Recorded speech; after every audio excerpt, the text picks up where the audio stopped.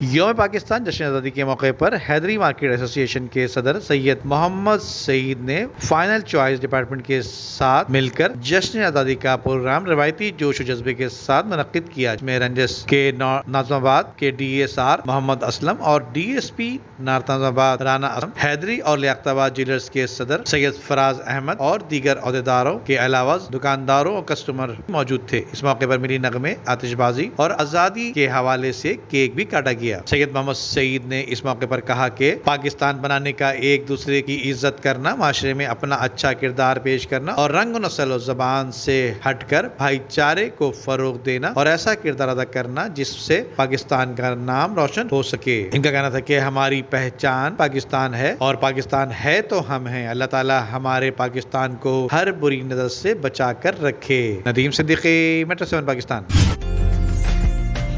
عمدہ میں پکائیں اور جی بھر کے کھائیں۔